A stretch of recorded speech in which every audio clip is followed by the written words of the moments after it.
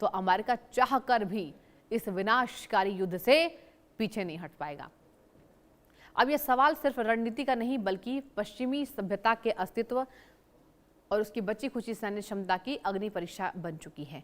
यानी कि जो बची खुची अमेरिका की इज्जत है, अब सवाल इस पर आकर खड़े हो गए हैं।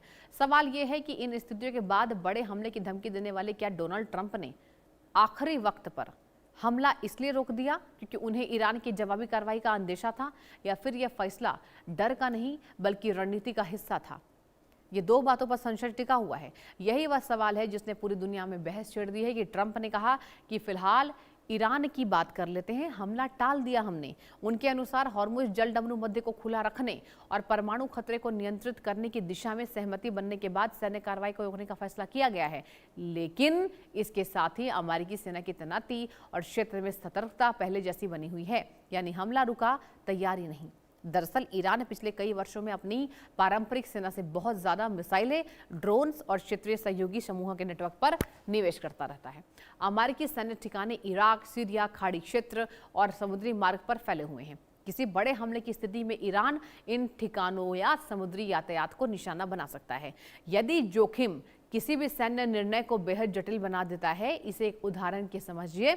अगर किसी व्यस्त राष्ट्रीय राजमार्ग पर एक छोटी सी दुर्घटना हो जाए तो पूरे रास्ते पर लंबा जाम लग जाता है। उसी तरीके से हॉर्मुज जल डमरू मध्य, यानी जिसको स्ट्रेट ऑफ हॉर्मुज कहते हैं, दुनिया की ऊर्जा आपूर्ति की मुख्य धुरी है। यहाँ तनाव बढ़ने का असर केवल ईरान और अमेरिका पर नहीं बल्कि पूरी दुनिया के तेल बाजार और महंगाई पर पड़ सकता है। कारण क्या हुआ? कई रक्षा विशेषज्ञ मानते हैं कि यह फैसला डर से ज्यादा जोखिम और लाभ के आकलन पर आधारित हो सकता है। अमेरिका जानता है कि युद्ध शुरू करना आसान हो सकता है, लेकिन उसे नियंत्रित रखना सबसे ज्यादा कठिन चुनौती है। दूसरी ओर ईरान भी यह जानता है कि सीधे युद्ध में उसकी सीमाएं हैं, इसलिए वह आसमान रणनीति अपनाकर विरोधी की ताकत बढ़ाने की कोशिश करता है। मतलब वो आसमानी अटैक कर रहा है, जमीन पर उसके पास इतनी सैन्य कैपेबिलिटी नहीं है और अब विरोधी को वो टारगेट कर रहा है। क्या अमेरिका ने अपने नागरिकों को इसलिए चेतावनी दी क्योंकि उसे ईरान से डर लगने लगा है?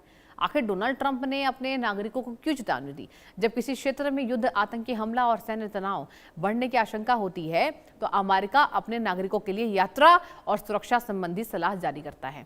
यह उसकी लंबे समय से चली आ रही सुरक्षा नीति का हिस्सा है। ऐसे अलर्ट पहले भी इजराइल हमास संघर्ष, इराक, अफगानिस्तान और लेबनान जैसे संकटों के दौरान जारी किए गए थे। इस बार चिंता का कारण यह है कि मध्य पूर्व में अमेरिकी दूतावास, सैन्य ठिकाने, ऊर्जा प्रतिष्ठान और हजारों अमेरिकी नागरिक मौजूद हैं। यदि ईरान या इसके समर्थक समूह जवाबी कार्रवाई करते हैं तो इन ठिकानों पर खतरा बढ़ जाता है। इसलिए पहले लोगों को सतर्क करना किसी भी सरकार की सामान्य सुरक्षा प्रक्रिया मानी जा रही है। इसे ऐसे समझिए चलिए, जब मौसम विभाग चक्रवात की चेतावनी देता है तो इसका मतलब ये नहीं है कि तूफान निश्चित रूप से उसी जगह तबाही मचाएगा। इसका उद्देश्य लोगों को पहले से सुरक्षित करना होता है। अमेरिकी एडवाइजरी भी इसी तरह का एहतियाती कदम हो सकती है। हालांकि इस चेतावनी से यह जरूर संकेत मिलता है कि अमेरिका सुरक्षा एजेंसियां उसकी संभावित जोखिम को गंभीरता से ले रही है, यानी खतरे की घंटी को समझ रही है, संभावना को नजरअंदाज नहीं कर रही है, नेग्लेक्ट नहीं कर रही है। यही वजह है कि दूतावासों की सुरक्षा, सैन्य ठिकानों की सतर्कता और नागरिकों की सुरक्षा, तीनों पर एक साथ जोर दिया जा रहा है। अमेरिकी एजेंसियां भी इस बात को जानती हैं कि अगर ईरान का अटैक हुआ तो यहां पर जिस तरीके से विनाश कितना होगा अमेरिका का। अब चलिए आते हैं कि मध्य पूर्व में अमेरिकी नागरिकों को क्या अलर्ट मिला। दूतावासों की बड़ी सुरक्षा, सैन्य ठिकानों पर अतिरिक्त सतर्कता बढ़ाई गई है। अब ऐसे में सबसे बड़ा सवाल यही है कि क्या अमेरिका अपनी जोखिम को पहचान कर अपने नागरिकों को सतर्क कर रहा है? क्या पूरे क्षेत्र में अमेरिकियों पर वास्तव में ईरान से बड़ा खतरा मंडरा रहा है? इसका जवाब पूरी तरीके से हाँ या ना में देना मुश्किल है। वजह यह है कि खतरा सिर्फ ईरान की नियमित सेना से नहीं बल्कि उसके क्षेत्रीय प्रभाव और सहयोगी नेटवर्क से भी जुड़ा माना जाता है, यानी कि ईरान के प्रॉक्सीज। जी हाँ, वर्षों से ईरान के समर्थन वाले सशस्त्र समूह इराक, सीरिया, लेबनान, यमन जैसे इलाकों में सक्रिय रहे हैं। इन्हीं प्रॉक्सीज से अमेरिका डरता है। किसी बड़े सैन्य टकराव की स्थिति को इन समूहों की गतिविधियां बढ़ने की आशंका हमेशा बनी रहती है।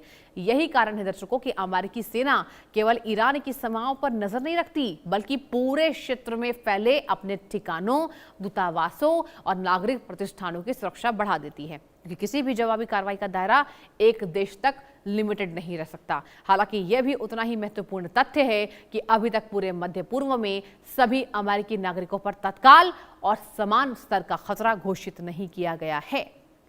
अलग अलग देशों की परिस्थितियां अलग हैं। सुरक्षा एजेंसियां लगातार स्थानीय हालात का आकलन करती हैं और उसी आधार पर यात्रा सलाह या सुरक्षा निर्देश जारी करती है। इसे ऐसे समझिए जैसे किसी बड़े जंगल में आग लग गई। जरूरी नहीं है हर पेड़ जल रहा हो, लेकिन तेज हवा किसी भी समय आग को दूसरी दिशा में ले जा सकती है। इसलिए पूरे इलाके में सतर्कता बढ़ा दी जाती है। युद्ध की आशंका जितनी बढ़ती है, खतरा भी उतना ही व्यापक हो जाता है। इसलिए अमेरिका अपने नागरिकों को पहले से सावधान रहने, अनावश्यक यात्रा से बचने और स्थानीय प्रशासन के निर्देशों का पालन करने की सलाह देती है। और यही वजह है कि अमेरिका इन तमाम खतरों को भांपकर अपने नागरिकों को सुरक्षित रखने के तमाम उपाय जो है वो ढूंढती हुई नजर आती है। सऊदी ने दी संयम की सलाह, इस पर चलिए जानकारी आपको देते हैं। क्या सऊदी अरब के कहने पर अमेरिका ने ईरान पर हमला रोक दिया?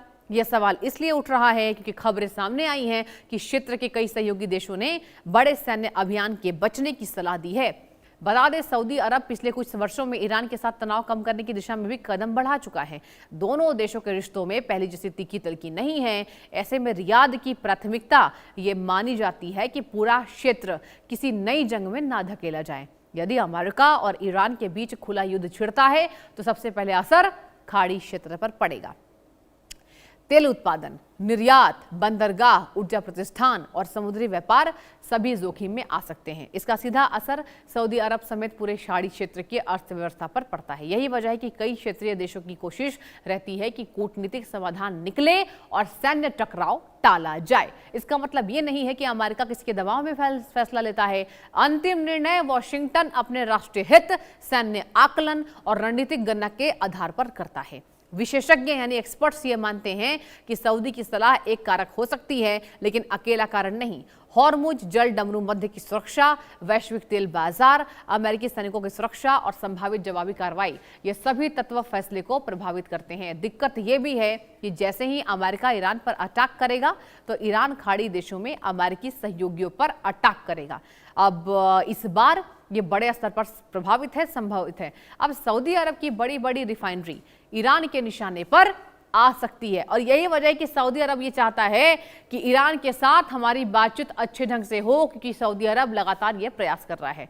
अब आपको मैं बताती हूं कि अगर अमेरिका ईरान पर बड़ा हमला करता है तो क्या नुकसान सिर्फ अमेरिका को या ईरान को होता है, या फिर अमेरिका को भी भारी कीमत चुकानी पड़ सकती है? यही वह सवाल है जिसने रणनीतिक विश्लेषकों को सबसे ज्यादा चिंतित किया।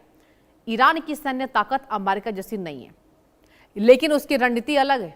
वह लंबी दूरी की मिसाइल, ड्रोन्स, नौसैनिक हमलों और अपने सहयोगी समूहों के जरिए जवाब देने की क्षमता विकसित करता रहता है। और यही वजह है, दिस इज द रीजन, कि किसी भी सैन्य कार्रवाई के बाद जवाब केवल एक मोर्चे से आने की संभावना नहीं मानी जाती। सबसे बड़ा जोखिम स्ट्रेट ऑफ हॉर्मुज से जुड़ा हुआ है। दुनिया का समुद्री तेल व्यापार का बड़ा हिस्सा इसी रास्ते से गुजरता है। यदि यहां तनाव बढ़ता है या जहाजों की आवाजाही प्रभावित होती है तो तेल की कीमतों में तेज उछाल आ सकता है, जैसा कि 2 बार हमने देख लिया। इसका असर केवल अमेरिका नहीं बल्कि तमाम देशों को चुकानी पड़ सकती है। छठी बार है जब ट्रंप ईरान पर तलवार उठाकर आखिरी पल में म्यान में रखकर लौट आए। एक तरफ युद्ध की आग भड़क रही थी, दूसरी ओर कूटनीति की ठंडी हवा चल पड़ी। ट्रंप ने ट्रूथ सोशल पर लिखा कि अमेरिका पूर्ण सैन्य तैयारी के साथ ईरान पर हमला करने को तैयार है, लेकिन तेहरान समेत पश्चिम एशिया के कई देशों की अपील और संभावित समझौते की रूपरेखा बनने के बाद हमला रोक दिया गया। समझौते में मुख्य रूप से स्ट्रेट ऑफ हॉर्मुज को तुरंत खोलना, ईरान के परमाणु कार्यक्रम पर सख्त रोक है और ये शामिल है। इजराइल भी इसी फैसले के साथ है। ट्रंप का छठा यूटर्न समझिए। चलिए इस पर आते हैं। 21 मार्च को क्या हुआ? हॉर्मुज न खोलने पर बिजली संयंत्र